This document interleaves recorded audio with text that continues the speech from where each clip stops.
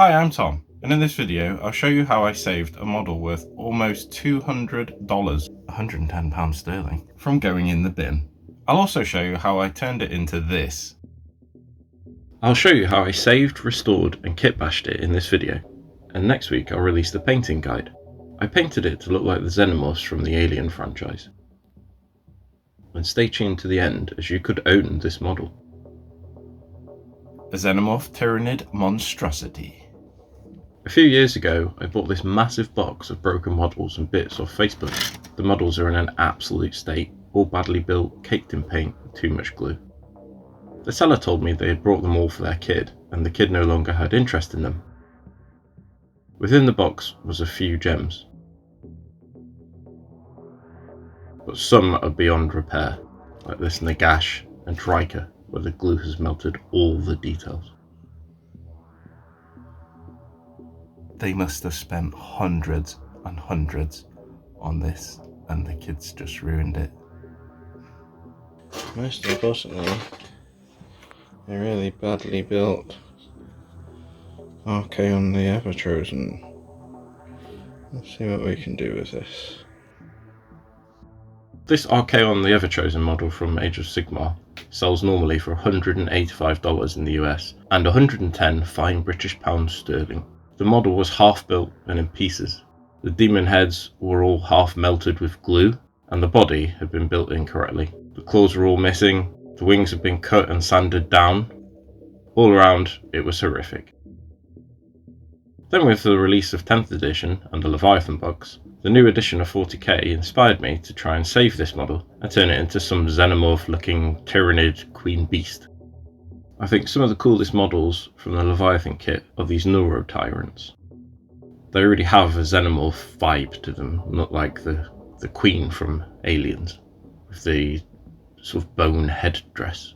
I bought 3 of them off eBay. Thank you scalpers for getting the prices very low. It cost me about £10 each. First step I needed to do with the Archaon to clean all the mould lines off the models, spare bits of sprue that are still stuck to it, or anything that's still stuck across the glue points. There's inevitably going to be loads of gaps between these joins. Here's how much dust I got just from one piece. I then moved on to the demon heads. I need to cut them off, we won't be using them at all.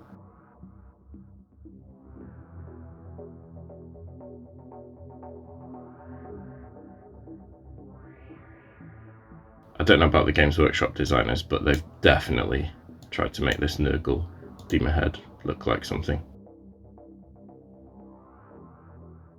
Yeah, definitely. Bibbidi bobbidi boo. I got to sticking the necks all together and sanding down any of these chaosy bits. To do this, I just used a nail file. Make sure I got a flat edge as a starter. I cut down and sanded the leather straps underneath the neck and also the feathers on the Tzeentch head.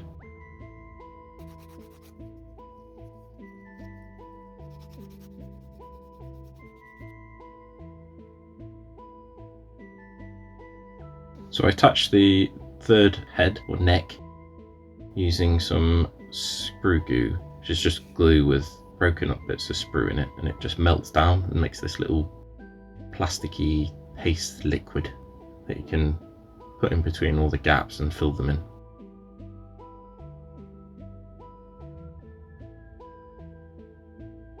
My plan here is I want the tyrant heads to be where the demon heads were, but obviously got all these tentacles and carapace bits which I want to keep, but they're in the way, so I might need to have them a bit lower than needed and a bit higher on the top one. So bottom 2 will need to be a bit lower and the top one will need to be a bit higher. But to work out where the tentacles would hang and things like that, I need to build the main body first. So I start on the leg here, and because it's so badly built, I need to pick one side where all the bits line up. So here you go, the front, the bits are fitting together, but at the back here you can see it's just so badly built. I don't think the kid, bless them, probably had no idea what they were doing, but if they had fun, that's all that matters. Obviously, you use sprue glue to stick them together, and then I use sprue glue to fill the gaps as well. Then you use this normal glue to smooth out the sprue glue. It doesn't, because I'm turning it into a Tyranid, it doesn't need to be too neat. I'm going to add texture and stuff to it as well.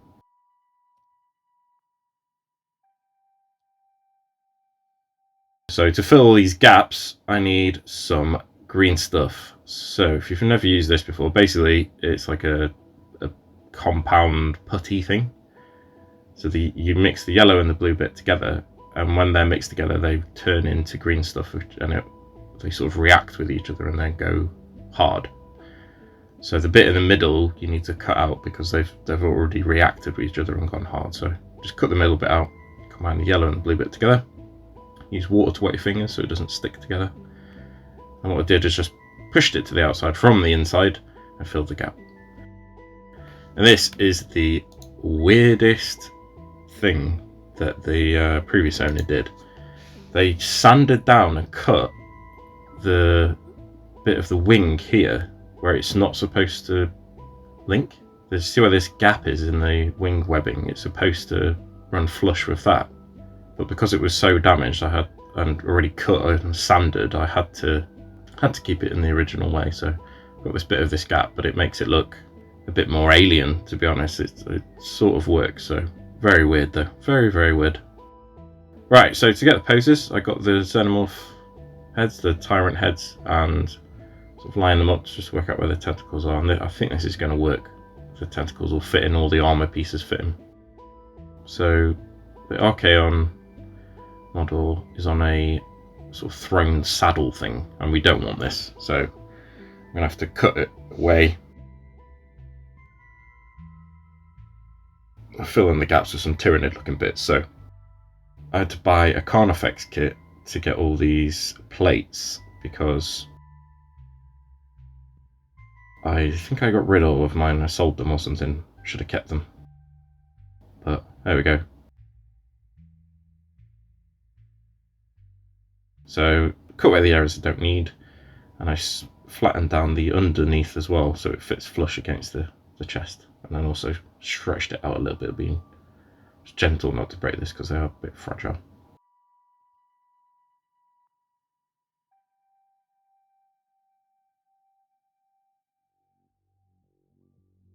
There you go, sort of see what I'm going for there, the chest plate. Then I wanted to cover the top bit and put another carapace piece on there. So here's how I filled in the gaps. I got the green stuff and filled it from the inside out. If it gets sticky, just wet your finger. That's what she said. I've got some of these modelling tools, really cheap off Amazon, and they're quite good for smoothing out the green stuff because you don't leave fingerprint marks in it. Not so necessarily important on this build, but yeah, they're quite handy to have a set of. So I filled in all the gaps there, and then around the neck and the sort of back, and then I put a huge blob of green stuff on and attached the carapace. And then I filled any sort of gaps around the sides with some more green stuff. So pushed it into all these holes, and you can wet the tools in between as well. Sort of made sure it's all smoothed out. And then I used the sort of ball joint side to make some little striations in it, make it look like flesh and tendons and things like that. There you go, as simple as that. And I did that all the way around the model. Make it look like it's like a growth out of it or part of the model itself. It sort of blends the two together. And the Archaon model is covered in sort of like armoured plates, which is part of the demon, but it sort of fits in well with the Tyranid carapace, so should blend quite well together when I've painted it. So we moved on to the chest piece. I want to cover this Chaos chestplate is quite clearly not from the 40k universe, so I used 2 of these carapace pieces. One I've cut to fit the necks, put some green stuff underneath, some more green stuff around the sides, and then sculpted some flesh and tendons into it. Then onto the claws. So the claws, they were all missing. I couldn't find any of them in the box, and they don't look very Tyranid. So from the carnifex kit, we've got the crushing claws and the scything talons.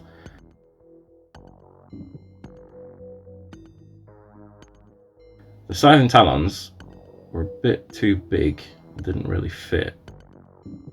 But these crushing claws are perfect. They're also sort of fitting with this. It's starting to look like a Cthulhu demon, so I think the claws are a perfect fit. It's sort of like a sort of nautilic, like a sea creature vibe going on.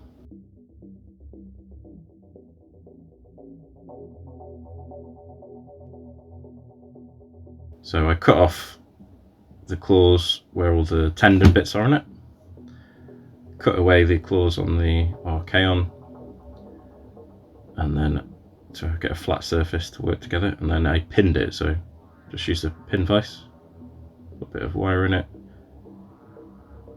Absolutely epic fail, cutting the wire there.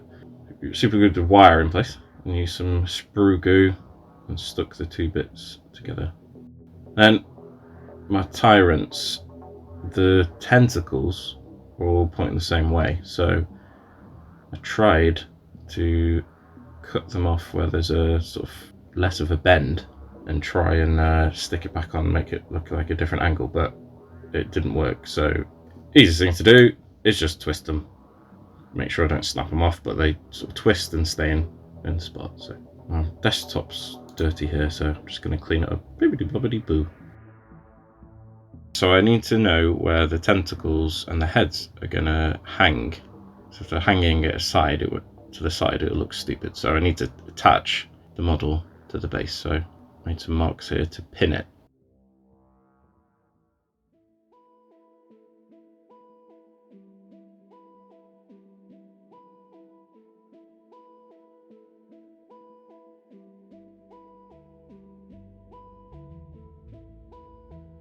I use these big paper clips. Little tip, I just use my sprue clippers, but I don't cut at the top, I cut in the bottom bit here when I'm cutting the metal. Stick it into my mat. I have to have like loads of different types of clippers and things like that. So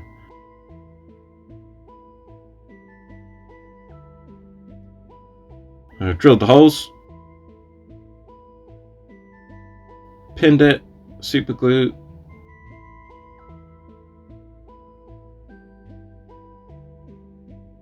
and then marked where it will go in the base with my knife. Put the pins through the base. I stuck it to this bit of scenery as well, which is from the Archaon kit. And then what I did is I bent the wire over underneath so it would sit flush. Right, now I've got the model in place, I can work out where the tentacles and heads would dangle.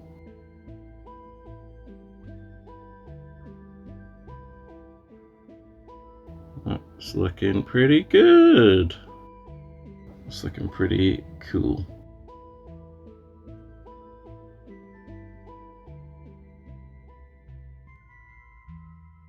So onto some more green stuff work. So I put some big bands around the necks, stuck the heads into them, and then I did the same with the tendon, sort of looking at. There's an empty space here under the first one, it doesn't look right, under the top head. So I used a bit of spare green stuff and made some really simple tentacles. Use my sculpting tool to shove it up in behind the tail of the top one, and then smoothed it out where it joins.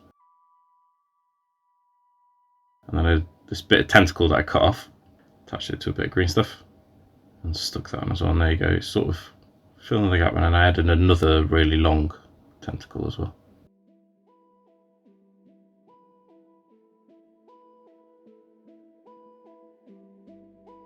Then these little I have no idea what these are called. Little Neurotyrant Neurolids, something like that. I'm not going to let these go to waste, so I'll put these all over the base and the model. Cut a bit of the notch away so they'd fit into the holes that I've drilled. If you see my Proto Molecule Tyranids painting video, I use this texture paint to add cracks and stuff to the surface. I also use this to fill in any other extra holes that I'd missed with green stuff and glue. And then put some cork and dust and bits of sand and stone and bits of Tyranid bits on the base. And that's it. Just give it a spray painted black so it looks, I'll show you what it looks like. And there you go. Looking pretty good. It looks very much like a Cthulhu. Quite happy with how it came out. This model is massive. It's literally the height of an Imperial Knight. If you're choosing a game, what do you think I should use it as? What would you use it as, rules wise? Let me know in the comments. Yeah, next week's my painting video, and at the end of that, it's going to be going straight on eBay, so you could own this. If you want to see my next video, please comment, like, and subscribe. Let me know what you think of it. And if you want to support me further, consider supporting me on Patreon. You'll gain access to my Discord server, be able to chat with me every day, and share your projects with me too. Thank you to my latest Patreon, Charlie Robertson. Hail to you, champion. And thanks to all my other Patreons, you're absolute legends. Thanks for watching.